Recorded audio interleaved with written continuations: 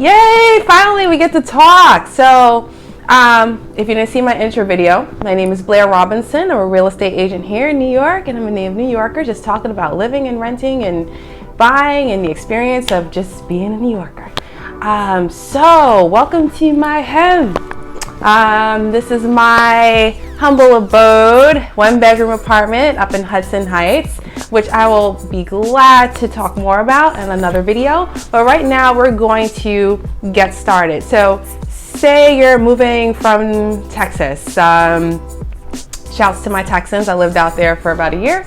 Or say you're moving from one neighborhood in a city like Queens to Manhattan or whatever. There's always a starting point. And what's the starting point in New York? Home.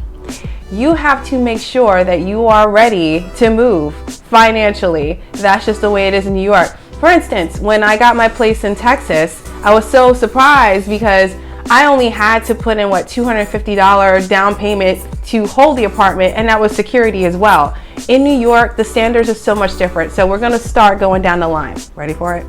Okay, let's go. Let's see if we can move to New York. Let's see if we can move out of our apartment.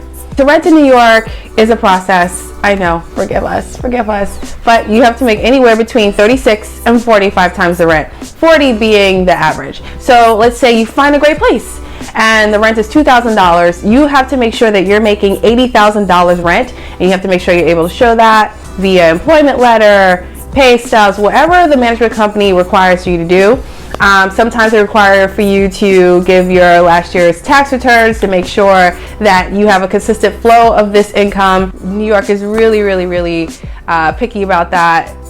Your income is super important. A lot of times management companies, even if you have the cash in the bank, if you're not making that consistent amount of money, they may not approve you for an apartment. But of course, that's dependent on the management company. Some management companies will say, okay, well, you don't make the money, or you're not consistently making this money, so can you pay the rent up front? There's a lot of different requirements per management company when it comes to approving somebody. That's kind of in the gray. The next major requirement is what? The credit score. Personally, I don't really feel like it's a reflection if you're going to pay your rent. And let me tell you why.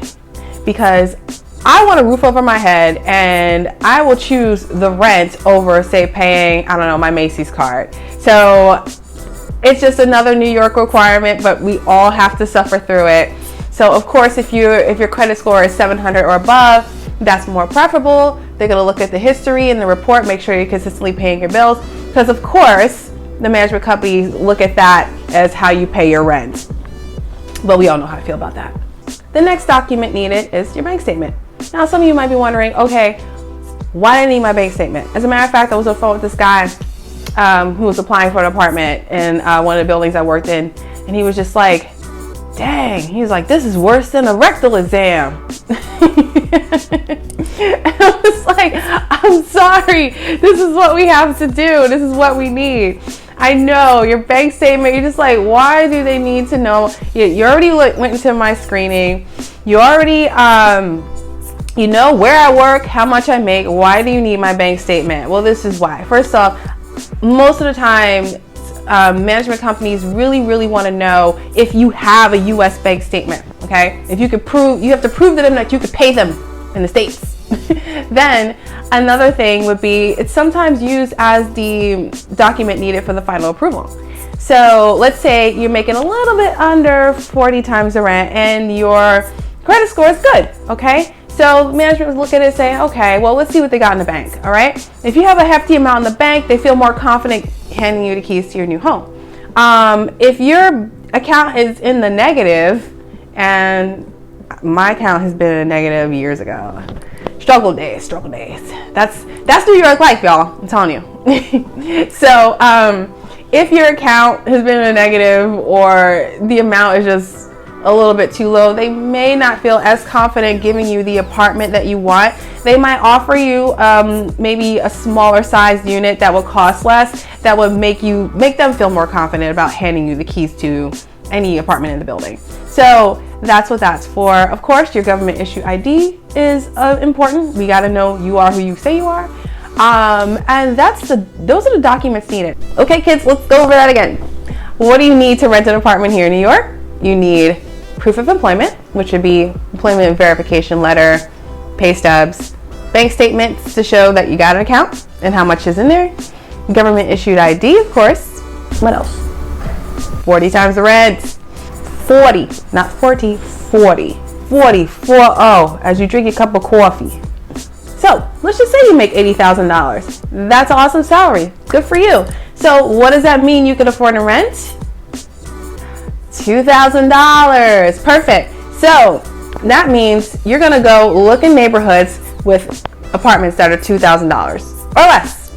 Or, you know, maybe you might be able to stretch it to about 22. But that's where you're going to be looking. You're not going to live with Carrie Bradshaw in the West Village. You're not going to live in Midtown. And if you do live in those areas, paying that amount of money, that's what we call a unicorn apartment. And we can definitely talk about that in another episode. I love unicorns. Great. Now you know where you could go. So if you have that $2,000 budget, $2,500, $3,000, doesn't matter. You're going to look up places that's going to be within your budget so you'll be happy living there and you can not be broke. No, just kidding. No, but being broke is not fun. But anyway, so now you know where to get started. If you have any questions, please feel free to stick them in the comments section. I'll answer any questions that you have or maybe make a video about it. Have a good day, guys.